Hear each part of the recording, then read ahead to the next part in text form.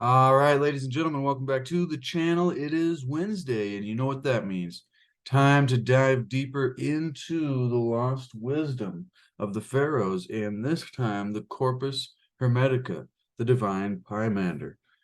Original manuscript, Hermes Trismegistus, 3rd century AD. And I do like the comment, how is he writing these manuscripts if he's just a deity? Well, I don't know either. That's a good question. But, ladies and gentlemen, hopefully it's a wonderful day wherever you are. It is here, but unfortunately, it isn't always that way for all of us.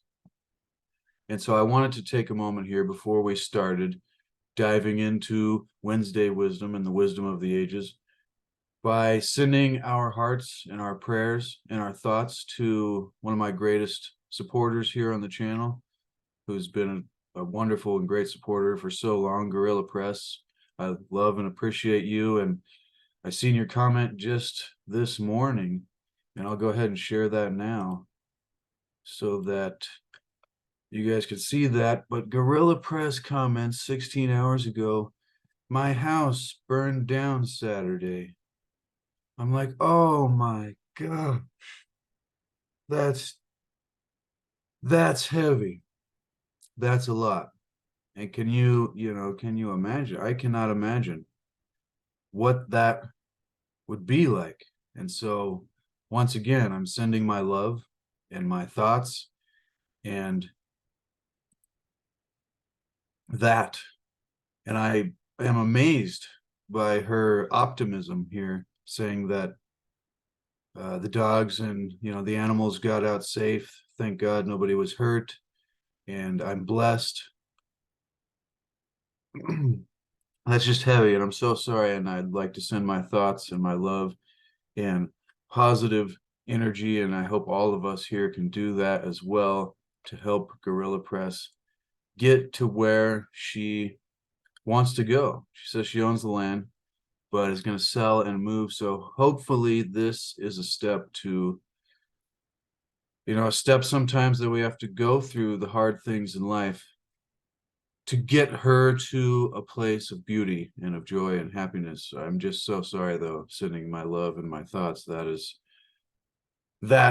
is something unimaginable that I would have no idea how to deal with. As much as I talk about the positive philosophy and spirituality here, life sometimes is real. And so sending our thoughts and prayers to Gorilla Press. And so with that being said, ladies and gentlemen, now we are diving into the Corpus Hermeticum.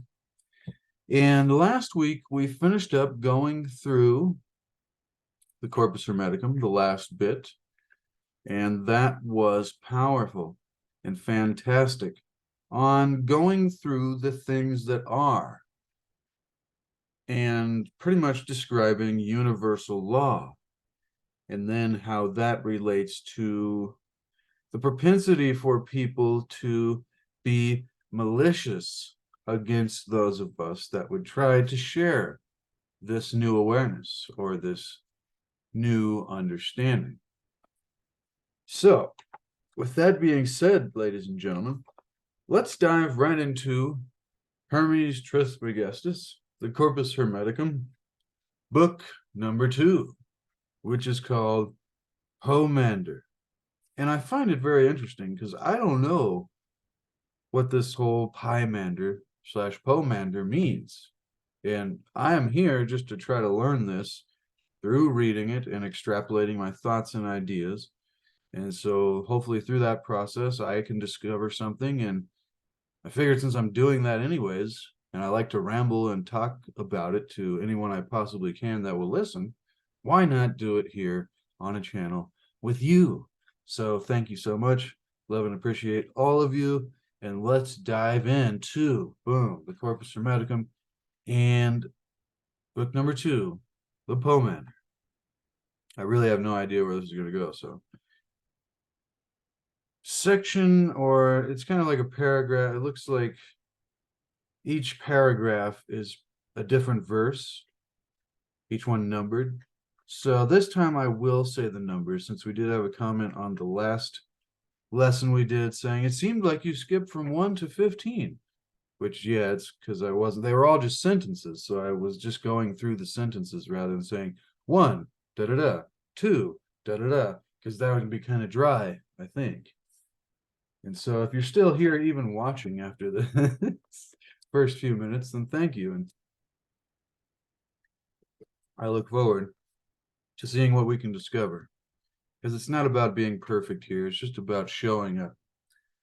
And that's what we're doing. And remember, ladies and gentlemen, that through greater effort and hard work, a precious dream comes true. Feeling so bad, though, for Guerrilla Press. That's heavy. Let us begin. Pymander. Number 1. My thoughts being once seriously busied about things that are, which is what we went through in the last 2 videos on this channel, Hermes Trismegistus' first book, in going through, because remember, God, Atum, said to Hermes, for there can be no religion more true or just than to know the things that are, and then to acknowledge thanks for all things to him that made them, which thing I shall not cease continually to do.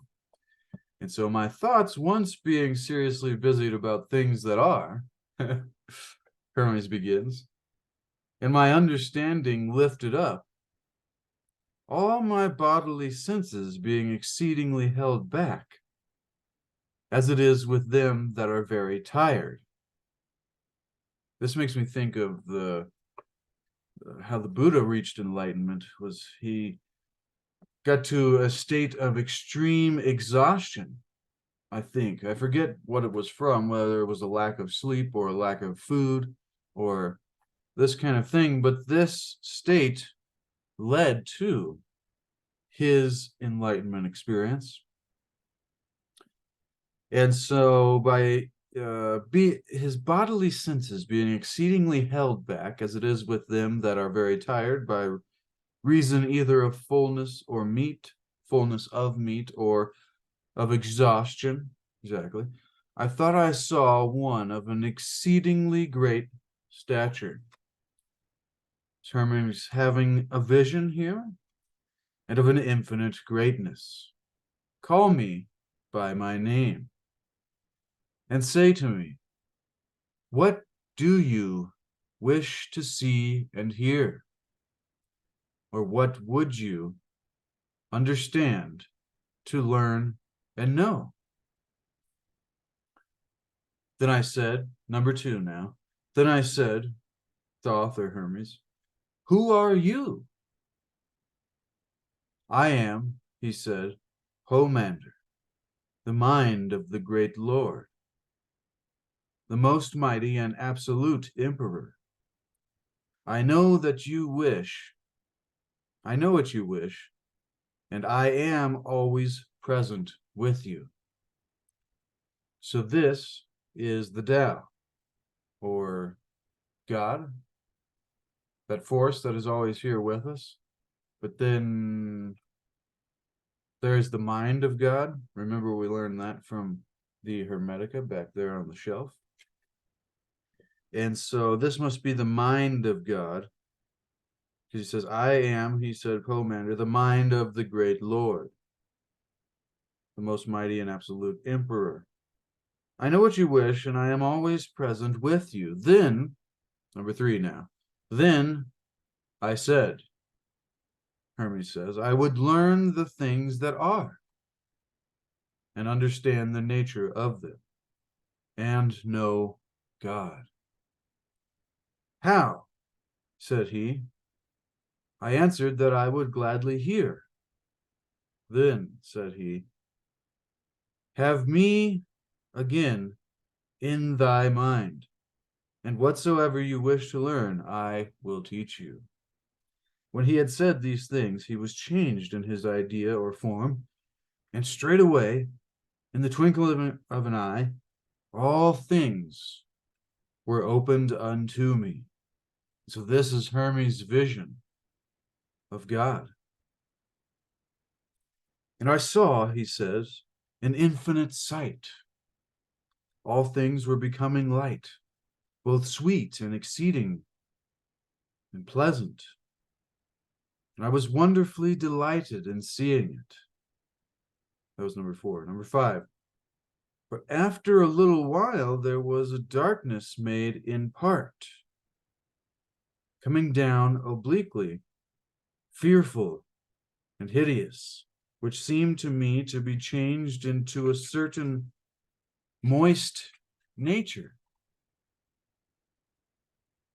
unspeakably troubled, which yielded a smoke as from fire, and from which proceeded a voice unutterable and very mournful, but inarticulate, inasmuch as it seemed to have come from the light.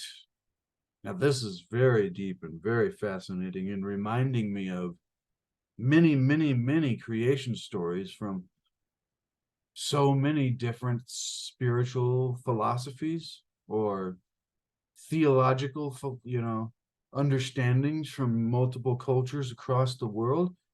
And this is really the point I'm here, is we were talking about this in yesterday's video, and I was also telling my dad yesterday, is like, I was raised Christian, Lutheran, and then there came a point where, you start to ask more questions and realize that there are more, you start to ask the question, okay, if there's all these religions in the world, who are we to say that we are right and they're all wrong?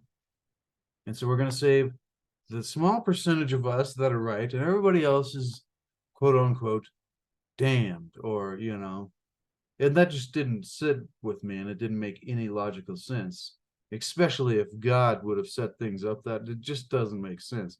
And so eventually, years later, you're watching Ancient Aliens in 2004 or whatever that be, and they're showing you all these things of different cultures and religions from around the world that seem to be saying the same exact thing with different names and descriptions and focuses, as well as the same things that I was taught in Christianity, that I was raised in as a young, Westerner.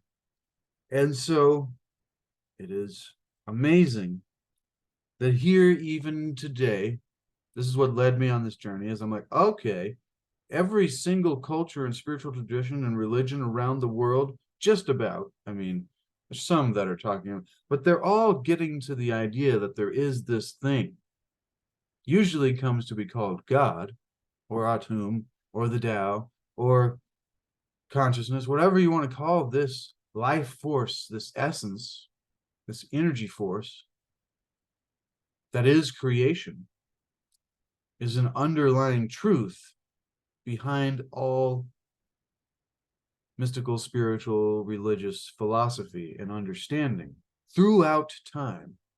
So it would behoove us, maybe. It makes me think of an ego.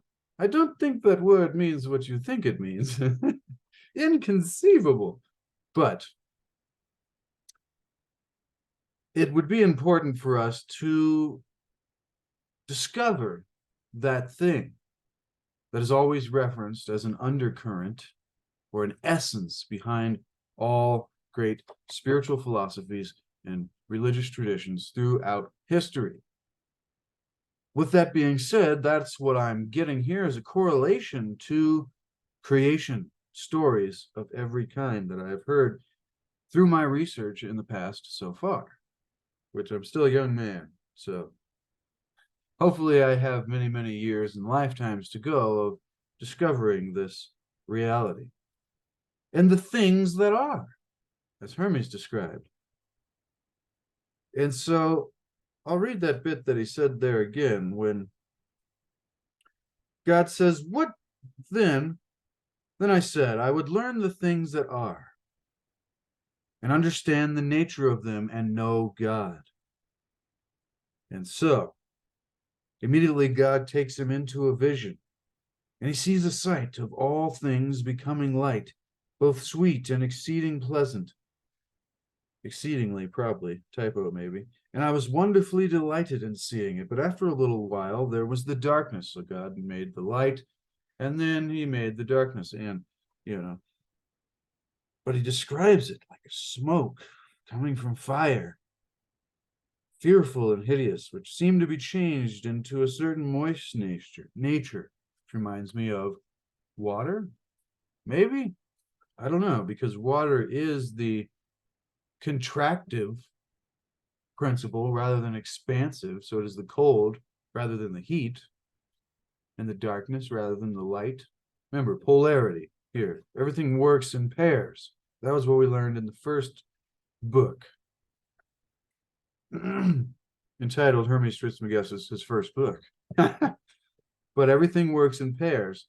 And so knowing that, let's continue. Sorry, number 7. Let's go back to number 6. From that light, a certain holy word joined itself unto nature, and then came the pure and unmixed fire from the moist nature upwards on high. Whew. That one's tough to take in there. It was exceeding light and sharp and dynamic as well. And the air, which was also light, followed the spirit and mourned up to fire, insomuch that it seemed to hang and depend upon it.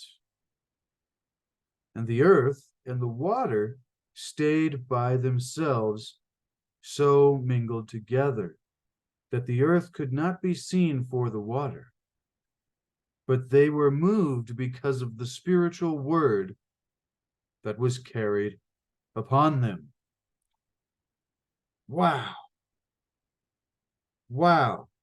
Ladies and gentlemen, that was number 6 and number 7. Number 8, then said God, or the mind of God, so I guess in this sense called Pomander. I kind of like the name Pymander better, but that may be a different thing.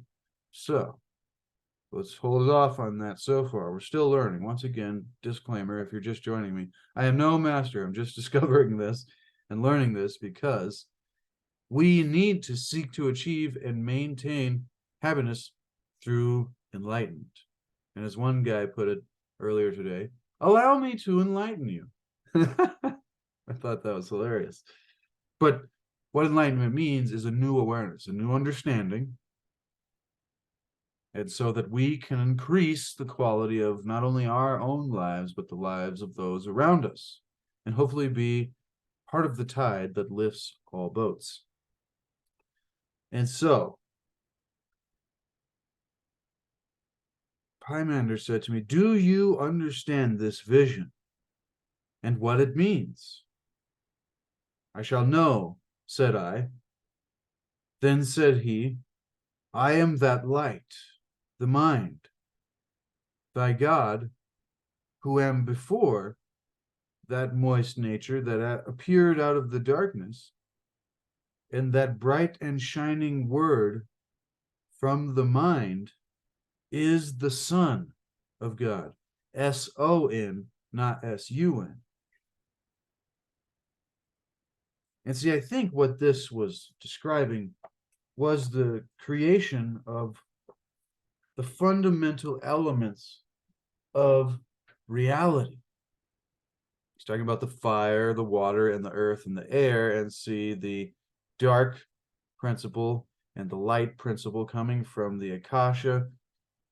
And this, ladies and gentlemen, is very fascinating. So let's discover more about the elements. So this will make sense more to us. And so, with that being said, we come to initiation theory number 1. The elements. Everything that has been created came into being through the effects of the elements. This applies to the macrocosm as well as the microcosm, the large and the small worlds. See, now after reading Hermetics and coming back to this, it makes me think that's talking about our dual nature and the physical, mirrored version of the spiritual, which was also very interesting, that it made the distinction in Hermes Trismegistus Book 1 that the spiritual realm is underneath of quote unquote heaven, whatever that means in this philosophy, definitely way before the Roman, Empire created their understanding of what heaven may look like. And so, Holy Roman Christian Empire is what I was referencing there. And then also the interesting distinction that down here in the microcosm, or the small world, is that everything is on top of it. And so there's this difference that we're on top down here, and in the spiritual realm, we are underneath, which is very fascinating. Now, therefore, I will deal with these energies right at the beginning of initiation and allude particularly to their profound and multifarious importance. Because up until now, very little has been said in occult literature about the energies of the elements, which is what I'm noticing so far in the Hermetica and the Corpus Hermeticum, is that this is like the most that has been talked about the elements so far. I mean, all I've read is the Hermetica and this little bit of the Corpus Hermeticum. So, and also the Emerald Tablet of Thoth. See, the Kabbalion will probably have a lot of good stuff as well. I have read half of that, but it's been a while. So, if you have any ideas to add in the comments below, be sure to do so. And remember, we're just here looking after spiritual philosophy. We're not magicians trying to, some people may take this stuff and be dark magicians. And that's not who we are. So if that's who you are, then you may be finding yourself in the wrong place. And this may not be so interesting to you, because we're here for happiness and making people enjoy life a bit more through an understanding of God and the things that are. And so, the elements being a part and a key to the things that are. And so, for that reason, Franz Barden, reading from Franz Barden's Initiation into Hermetics here, is that for that reason, he made it his responsibility to treat this unsettled subject matter and to lift the veil that conceals these laws. It is, of course, a difficult task to enlighten the uninitiated so that they are not only made aware of the existence and the activity of the elements, but that they are also capable of working practically with these in the future. So the entire universe can be compared to a clockwork with wheels that engage with each other and which are interdependent with each other. And so the concept of the deity, this is what we were getting here from the Pymander, the mind of God, describing as the highest comprehensible being, can be categorized in aspects analogous to the elements. A more precise account is given later in the chapter concerning the concept of God. And so we've learned about all of that in the Hermetica and so far. Hermes Trismegistus, his first book. So, even in the tarot, the oldest book of wisdom, this great mystery of the elements is recorded by having the first tarot card represent the magician, who emphasizes the knowledge and control of the elements. On this first card, the sword symbolizes the element of fire, the wand, the element of air, the cup, the element of water, and the coins, the element of earth, which, I made it blurry. Sorry about that, ladies and gentlemen. But continuing, which was just described in the creation story there in Pymander. And so, earth and the water, see the fire, and the most interesting thing here was that from that light, a certain holy word, so a frequency or an energy field or something, joined itself onto nature, and then came the pure and unmixed fire from the moist nature. Wonder what that moist nature is. Fascinating. And so I'm going to need more bookmarks here. There's one. Which one did we get? We got a forest. You got a forest. All right. So coming back to our reading here today from the Corpus Hermeticum, the fire from the moist nature upwards on high, and it was exceedingly light and sharp and dynamic as well. And then the air, which was also light, followed the spirit and mourned up to fire. See, these translations, it makes me wonder if they could be a little bit off. So, and the earth and the water, but see that the air followed up the spirit, it says, to the fire, insomuch that it seemed to hang and depend on the fire. And then the earth and the water stayed by themselves and so mingled together that the earth could not be seen for the water. Does that mean the water was covering the earth, like in the creation story, where the waters were hovering over the darkness of the deep?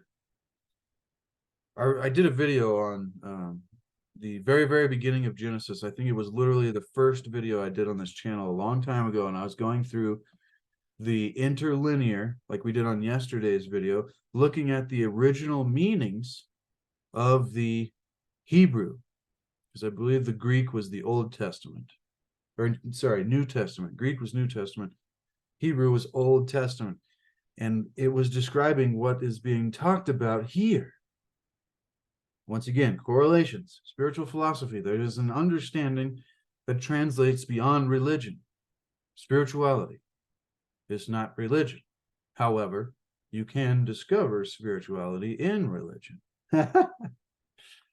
This is a paradox. Now, seem to hang and depend upon it. So then the Pymander asks him, do you understand this vision and what it means? Hermes weirdly answers, I shall know. Said I, like, what does that mean, Thoth? Hermes, you shall know? Do you or do you not know? You shall. Does that mean later you'll get it after constant contemplation? Because that is pure philosophy. Spiritual striving through constant contemplation to attain true knowledge of the one God, Atum.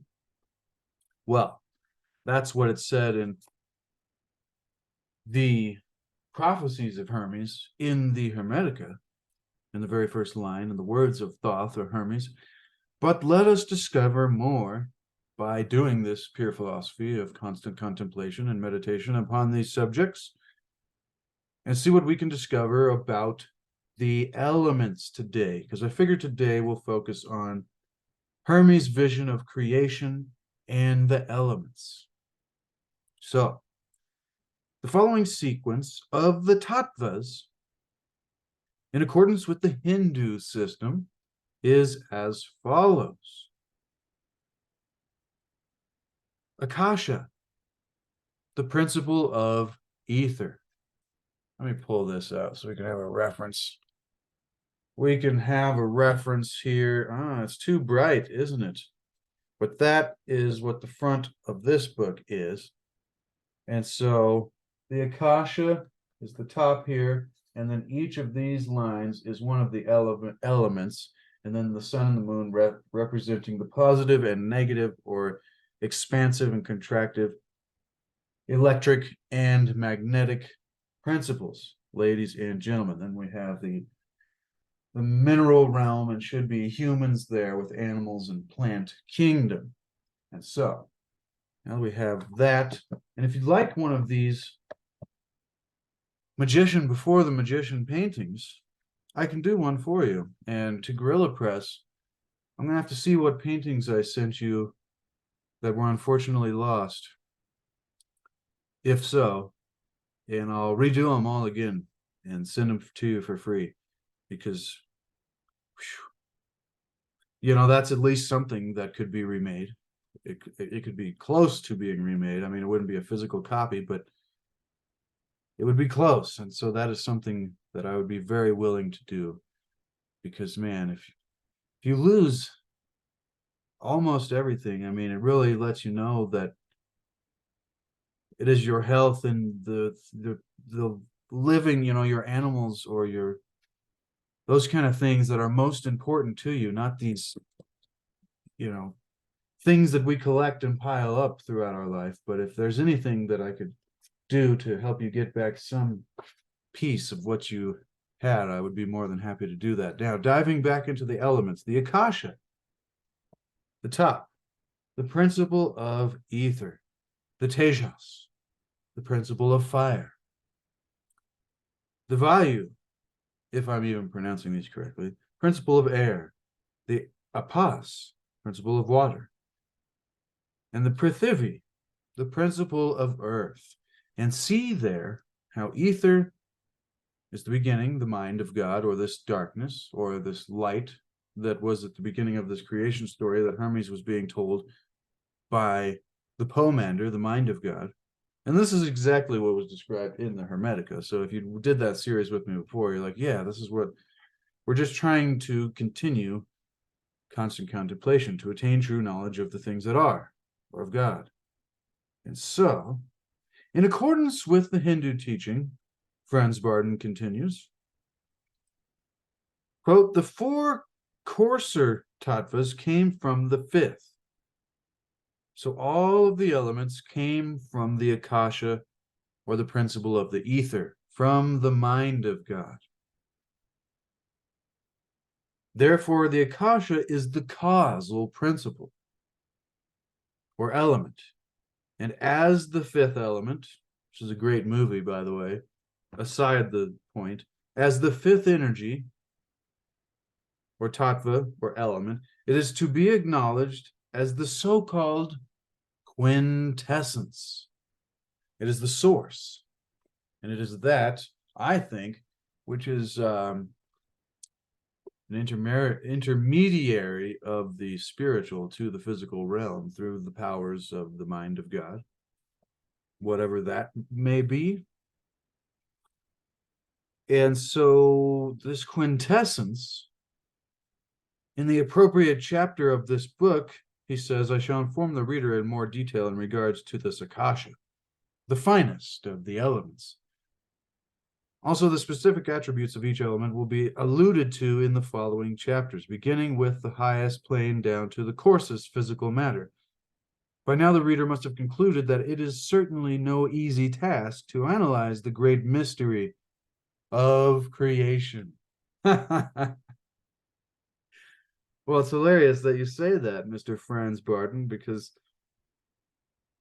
we've been trying to do that here now for 4+ years on this channel, and I tell you what, he is correct. We could be doing this for another 4+ lifetimes on this channel. That'd be funny if you come back in a second lifetime and you're like, all right, I gotta continue my YouTube channel as a different human being. Anyways, we're human beings, but we're not actually. We're spiritual beings having a human experience rather than a human being having a temporary spiritual experience.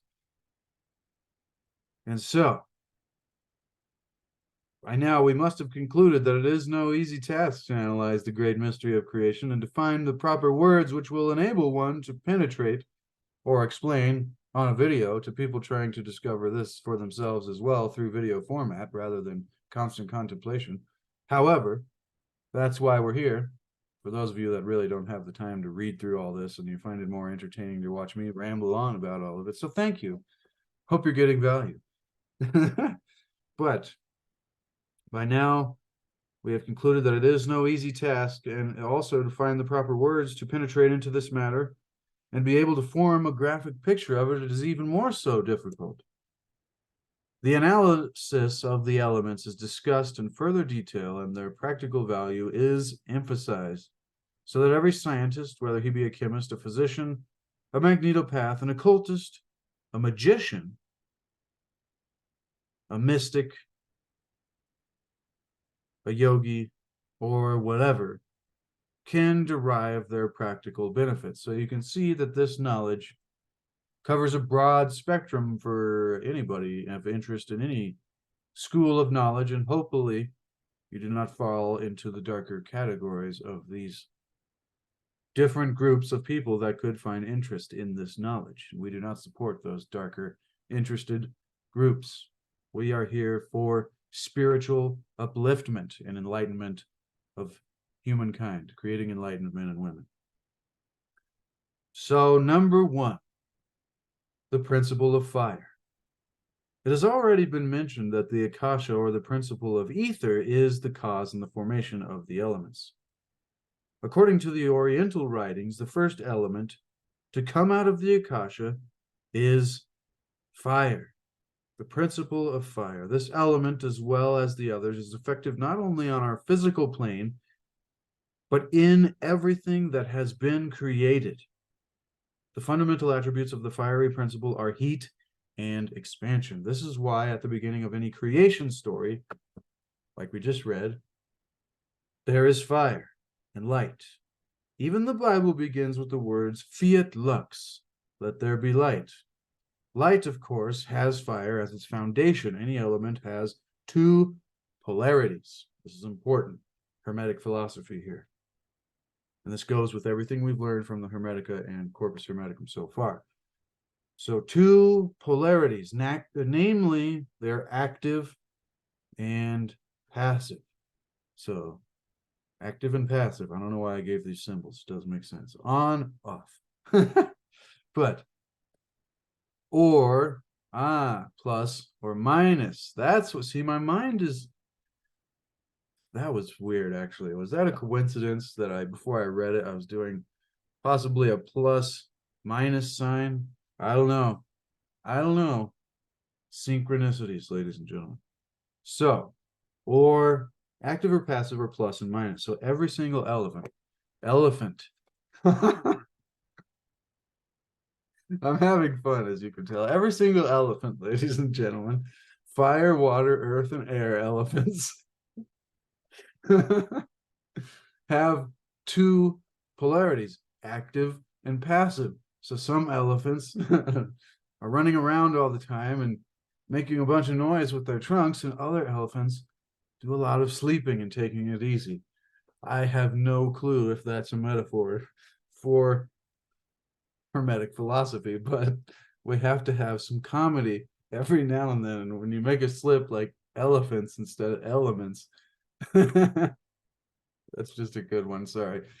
Sorry, ladies and gentlemen. Having fun today, trying not to take this too seriously, because this can blow this is really deep spiritual philosophy here. Now, back to what we were saying. This idea that they all have active and passive, or plus and minus polarities, and this applies to the fiery element as well. The plus is always constructive, and the minus decomposing and destructive. So the plus is creative, procreative, constructive. It's fascinating. This is going to what is the first book, Hermes Trismegistus' first book, was talking about, or in the Hermetica, of how this cycle of life, and it is creation and production, and then the opposite, degradation and destruction, which leads to whatever is necessary for the creation of new life.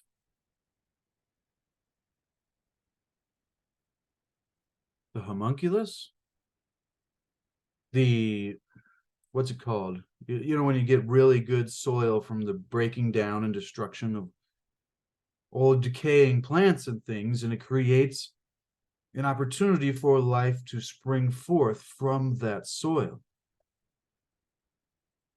Very fascinating. However, we're learning about the principles and creation in Hermetics here today.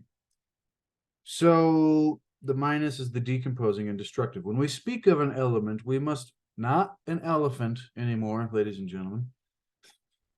When we speak of an element, we must always speak of two fundamental attributes, which is fascinating.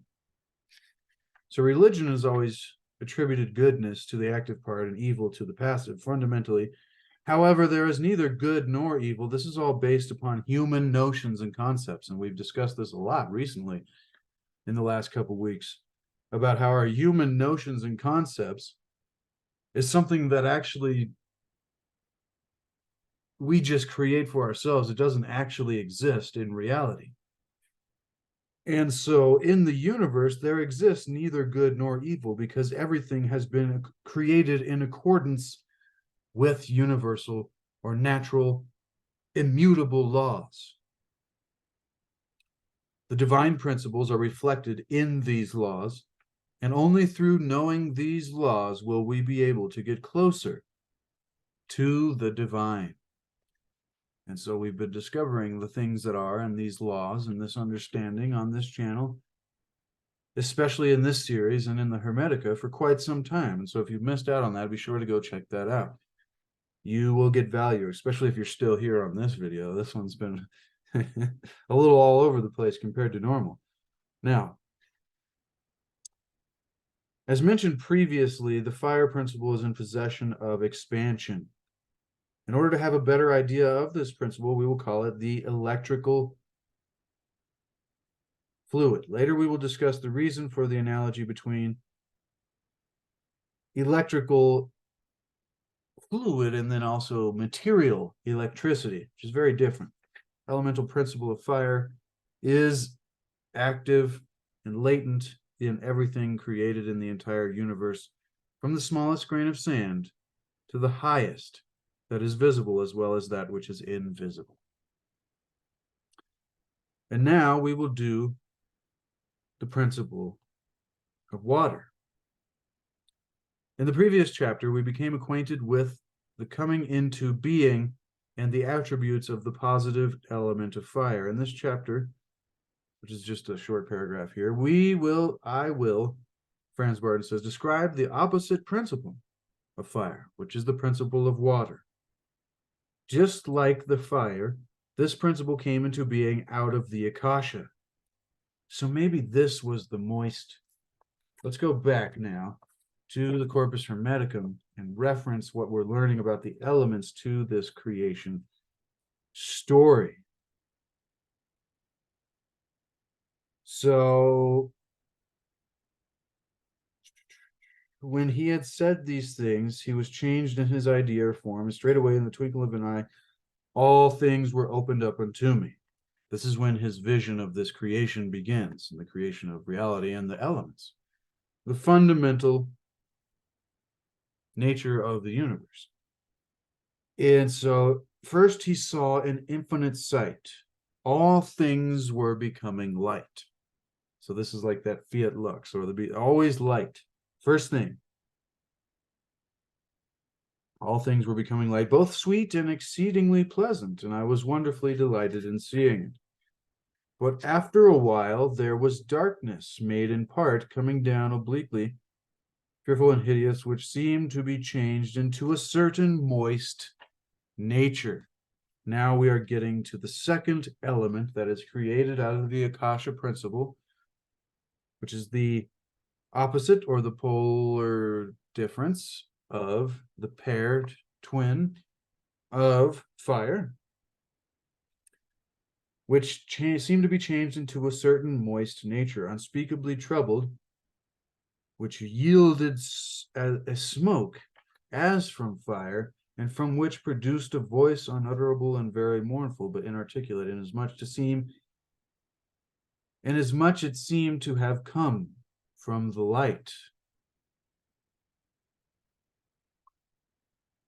Then from that light a certain holy word joined itself unto nature, and then came the pure and unmixed fire from the moist nature upward on high, and it was exceeding light and sharp and dynamic and well, and the air, which was also light, followed the spirit and mourned up to the fire. We'll learn why the air goes with the fire, insomuch that it seemed to hang and depend on it, and then the earth and the water stayed by themselves, so mingled together, and the earth could not be seen for the water, but they were moved because of the spiritual word that was carried upon them. Then the Pymander says, do you understand? I shall, says Hermes, still. Do you or do you not?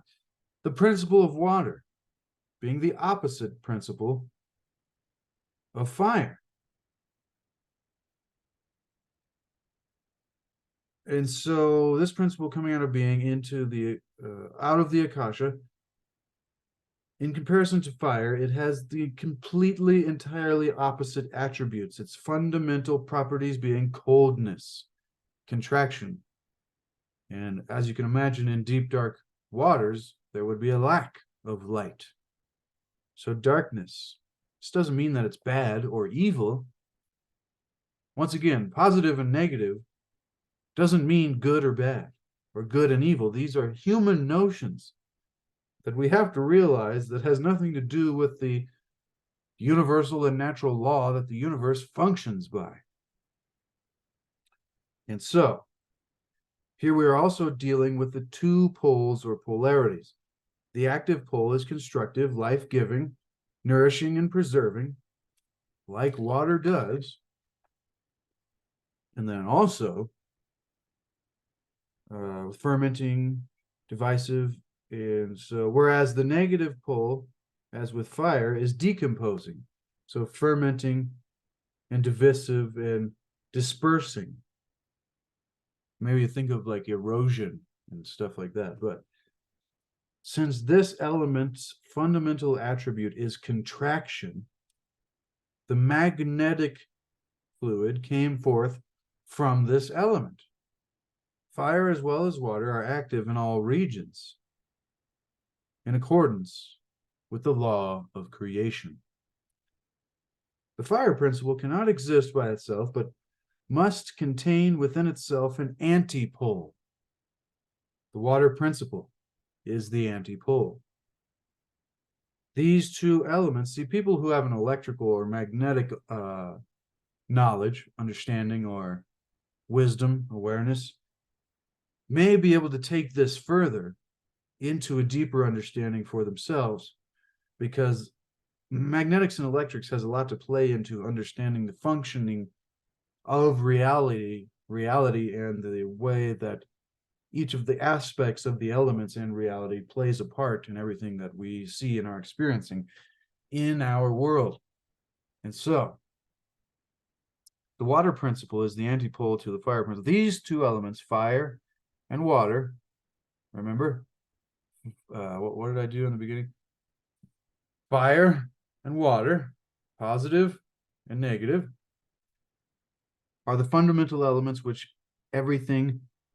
which everything was created. Consequently, we have to reckon everywhere. We have to reckon everywhere with these two main elements. And furthermore, with the electric and magnetic as opposite polarities. And finally, we'll finish with air and earth. And we will see where that will finish us up. And then next time, we will continue further in the Pymander and see where Hermes goes and what he continues to learn from the mind of God. For the mind being God, male and female, life and light, brought forth by his word another mind or workman, which being God or the fire and the spirit fashioned and forms 7 other governors, which in their circles contain the tangible world, whose government or disposition is called fate or destiny. That's where we're beginning next time. With that being said, let's finish up here. The principle of air. Another element that is originated from the Akasha is the element of air. Initiates do not consider this principle as a true element. This is important. And I didn't know I'd actually be going through the elements today. So hopefully if you're still here in this video, thank you for being here, and you're obviously fascinated with the elements. When it comes to occult or mystical, esoteric, spiritual philosophy, as I like to call it. And so initiates do not consider this principle as a true element. Instead, they make the concession of giving it its place as a mediator between the fiery and watery principles. This is what makes me think that this makes sense when it's saying that the water stayed with the earth and the air went up from the water to the fire, which yielded as the smoke from fire. Then that light, certain holy world journey, it mixed, it's pure and unmixed fire from. And so the earth and the water stayed by themselves, and the air, which was also light, followed up to the fire and seemed to hang and depend upon it. This also makes me think of how hot air rises, right? Hangs and depends upon the heat of the fire or the light or whatever that be, the expansion, the expansive principle, and cold air falls. And so that, we have the fire up here and the water down here with the earth and the air intermingling between them as an intermediary or a mediator between the fiery and watery principles. Continuing from the book here.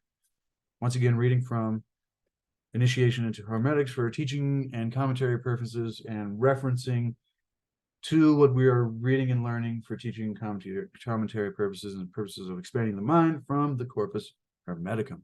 Ladies and gentlemen. And so,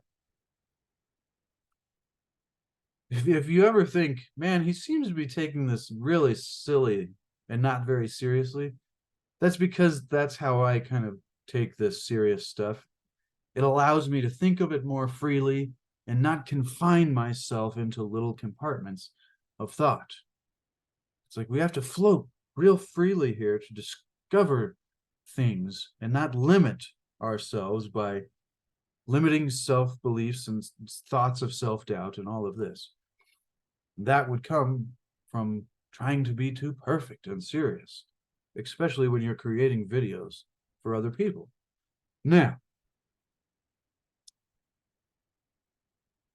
between the fiery, so the mediator between fire and water, whereby the air principle establishes, so to speak, the neutral equilibrium as a medium between the active and passive, positive and negative, contractive and expansive, hot and cold activities of water and fire. All created life was set in motion through the reciprocal action. Remember, everything vibrates. Everything has polarities. So everything through this process of the intermediary between the active and passive, hot and cold, positive, negative, all life was set into motion through the reciprocal action of the active and passive polarities of the elements of fire and water. In its position as a mediator, the airy principle has acquired from fire the attribute of warmth, from water the attribute of moisture. Life would not be possible without the warmth and the moisture in the air. These two attributes also lend the airy principle to polarities, namely in its positive effect, the life-giving polarity, and its negative effect, the destructive polarity. Once again, for every element, there's this positive, constructive, creative, and then the destructive. And so I should like to add, Franz Barton says, that in this instance of the aforementioned elements, we are not dealing with common fire. So this is a disclaimer to anybody who's not understanding that this is spiritual philosophy and mysticism. We're not talking about a flame that comes out of your lighter, although that is one aspect of fire. We're not dealing with common fire, water, or air, which are actually only aspects of the physical or material realm or plane. Instead, we are dealing here solely with the universal attributes of the elements. Finally, the principle of earth. We have been told that the air principle does not actually represent a true element. This also applies to the principle of earth. This means that out of the reciprocal action of the aforementioned elements, the earth came into being as the last element. which through its specific attribute of solidification contains all other three elements. So this is very fascinating. The earth contains the fire, water, and the air because it is a mixture of all three. And so it is the attribute of solidification which has given these three aforementioned elements a concrete form in the material realm. At the same time, the activities of these three elements have been limited, and as a result, space, measure, weight, and time have come into being. The reciprocal action of the three elements together with the earth element became tetrapolar. Therefore, the earth principle can be considered to be that kind of a magnet. The fluid in the polarity of the earth element is electromagnetic, so a mixture of electric and magnetic. Since all elements are active in the fourth element, the earth element, all created life can be explained through the realization which took place in the earth element. The fiat, the let it be done.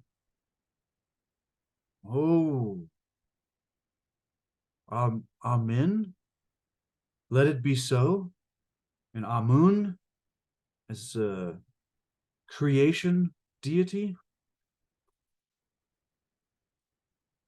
Sorry, that's a different tangent that I've been thinking about for years that has to do with the sound ah, and that sound being in almost all deities responsible for creation. Ra, God, Tao, Krishna. There's lots of them. The list goes on forever. Viracocha. I'm like, huh. Sorry, that got me off track there. This let it be done came into being.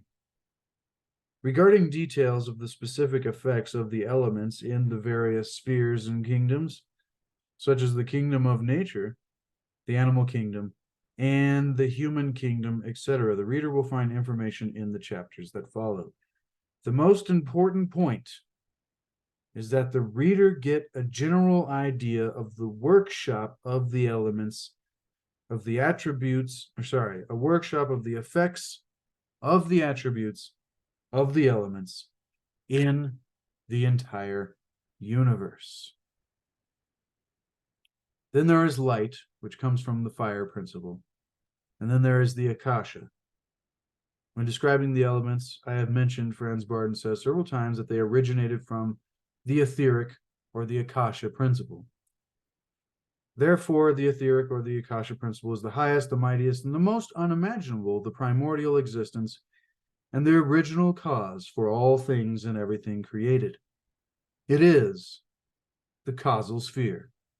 Therefore, the Akasha is spaceless and timeless. It is uncreated, so it is not part of the physical realm. It is above and part of the spiritual realm. Ladies and gentlemen, this is our dual nature. Remember, everything down here being a mirror of everything going on in the mind of God, which I find it beautiful that it is purple, because that is a mix of your red and blue, or positive and negative polarities. The royal color. Therefore, the Akasha principle is spaceless, timeless, uncreated, incomprehensible, and indefinable, much like God. Different religions will call it God or the Tao. It is the fifth energy, the primordial energy. It is that which created everything and keeps everything in equilibrium. It is the source and the purity of all thoughts and ideas. It is the causal world in which everything created maintains itself, beginning with the highest spheres downward to the lowest. It is the quintessence of the alchemists, and it is the all in all. And then the book continues with talking about karma and the law of cause and effect. and the human being and the body, which is a very long chapter that has a lot to do with the elements and how the elements are related to the body, and then diet, and then much, much deeper subjects, ladies and gentlemen. And then it goes to the magic of water. We will talk about that in the future, but that was profound, enlightening, and that, ladies and gentlemen, is a boom to knowledge and a boom to the wisdom of Hermes Trismegistus, the Egyptian sage god Thoth, and an initiation into Hermetics and an understanding and awareness of the elements and creation coming to us from Hermes Trismegistus. Boom, ladies and gentlemen. That is a boom to knowledge. We'll leave it there. And next time we will be going further into this story and this vision that Hermes has in this conversation with God, or the mind of God, and discovering more and more of the nature of reality and of life in the universe, of what he calls the things that are. I love putting it that way too. It's so much simpler than trying to describe everything and put crazy descriptions on it. It's just simply the things that are. All right. Thank you so much. I love and appreciate each and every one of you that spend time here with me and Hermes Trismegistus and Thoth, and all the authors and mystics and poets of the wisdom of the ages, as I like to call it, which just means all this different spiritual, mystical philosophy, so that we can continue and remember to continue to seek to achieve and maintain happiness through enlightenment, through greater awareness and understanding of the nature of reality, so that we can increase the quality of our lives. And remember to seek to discover the mysteries of our history and the secrets and the lost wisdom of the ages. And also remember that there is no way to happiness, because happiness is the way. It is what we must bring to life. And when we discover that it isn't, all the things that we've been telling ourselves, when I become this kind of person, or when I get this, that is irrelevant. Because if we can bring it to life, then we are there. And then hopefully the entire journey is wonderful. Once again, thank you so much. I love and appreciate all of you. Be sure to expand the description below to check out my landscape paintings in my Etsy shop, as well as a link to C60 Purple Power. Get yourself the gift of health, ladies and gentlemen. And also leave a comment below and send your thoughts and your hearts out to Gorilla Press, who has gone through a very tough time losing your home in a fire. That's just extremely tough. And so we're sending our love and hopes of good vibes and good energy and good future and greatness that will hopefully come your way. And I thank you so much for being such a great supporter. And I'm just wishing you the best once again. I'm so sorry that you have to be dealing with that. So we're sending you our best, Gorilla Press. And with that, ladies and gentlemen, I love and appreciate each of you. Be the change that you want to see. Be the example that you want to set. No, no, no, no, no, no.